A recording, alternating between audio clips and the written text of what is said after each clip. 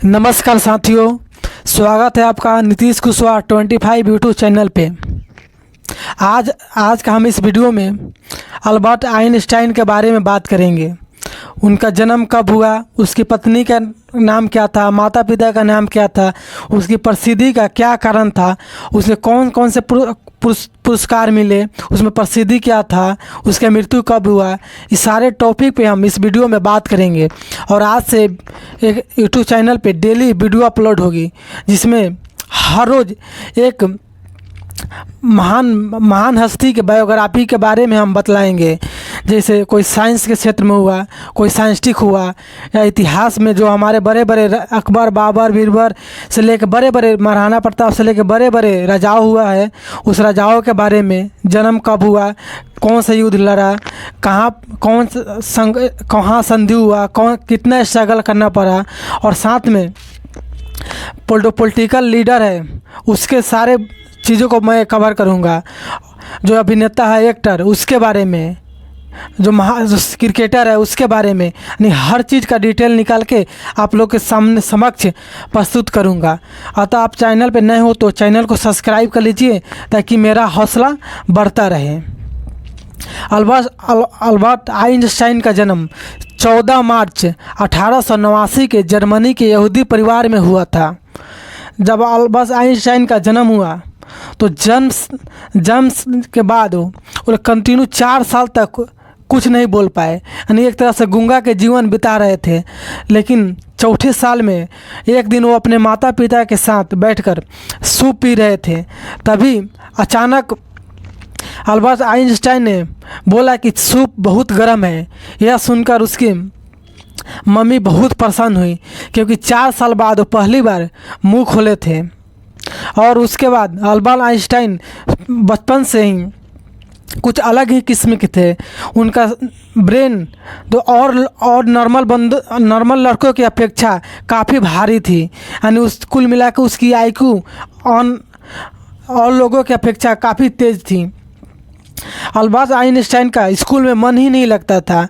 वो हमेशा पेड़ पौधे, नेचुरल प्रकृति, साइंस के बारे में, जैसे उसके एक बार उसके पिता ने कंपास दिया तो कंपास के बारे में सोचने लगा। उस पर काफ़ी देर तक अपना समय दिया है कि आखिर कंपास का सुई है हमेशा नॉर्थ में ही क्यों रहता है। यानी बचपन से ही टेक्नोलॉजी और प्रकृति के बारे में उसका रुचि था, जिस कारण वो स्कूल में हमेशा अनुपस्थित रहते थे।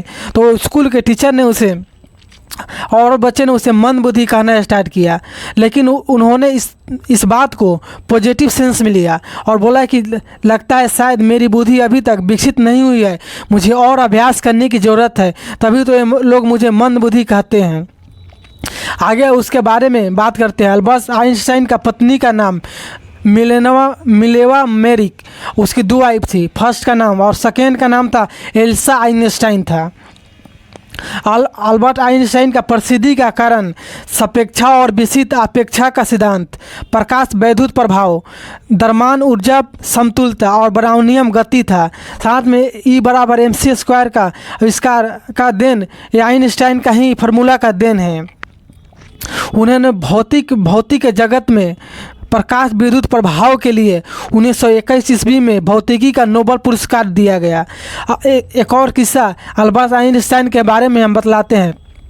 एक बार अल्बर्ट आइंस्टाइन टैक्सी से अपने आवास पे जा रहे थे, तो टैक्सी में बैठे जो ड्राइवर था वो नए थे, तो उन्होंने अल्बर्ट आइंस्टाइन से पूछा कि सर आपको कहाँ जाना है। तब अल्बर्ट आइंस्टाइन ने बताया कि मुझे आइंस्टाइन के घर जाना है। तो उन्होंने टैक्सी वाला से बोला क्या आपको आइंस्टाइन के घर के बारे में पता है। तो टैक्सी वाले बोले नहीं मुझे तो पता नहीं, मैं तो नया हूँ, लेकिन और लोगों से पता करके मैं तो आपको छोड़ दूँगा।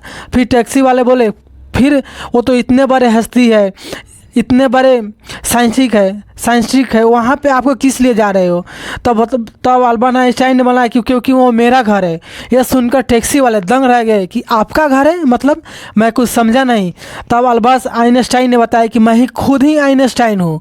तो सुनकर चकित रह गए कि एक इतना बड़ा साइंटिस्ट जो खुद का घर के बारे में ही भूल गया, ये कैसे संभव है। यहाँ तक कि आइंस्टाइन को अपने घर के व्यवहारिक जीवन में बहुत सी चीज़ों की भूलना आम बात है। दूसरी किस्सा एक और सुनाता हूँ कि एक बार आइंस्टाइन ट्रेन से सफ़र कर रहे थे। ट्रेन में सफ़र के दौरान वहाँ टीटी पहुँचती है और अल्बर्ट आइंस्टाइन से टिकट की मांग करती है। तब आइंस्टाइन बोलते हैं कि ठीक है, वेट करो, मैं टिकट दे रहा हूँ। यह कहकर आइंस्टाइन अपने पॉकेट में, बैग में, सूटकेस में, हर जगह ढूंढने लगते हैं, लेकिन कहीं भी टिकट नहीं मिलता है। लेकिन जो टीटी है वो आइंस्टाइन को देखकर पहचान जाते हैं कि ये कोई बहुत बड़ा हस्ती है, कोई और नहीं, सदियों का सबसे प्रसिद्ध व्यक्ति आइंस्टाइन है। फिर बोलता है कोई नहीं सर, मुझे पता है कि आपने टिकट ज़रूर कटाया होगा, कोई नहीं, मैं आगे चेक करता हूँ, आप बैठ जाइए। और यह कहकर जो टीटी है वो आगे चले जाता है और दूसरे यात्री के टिकट चेकने लगता है।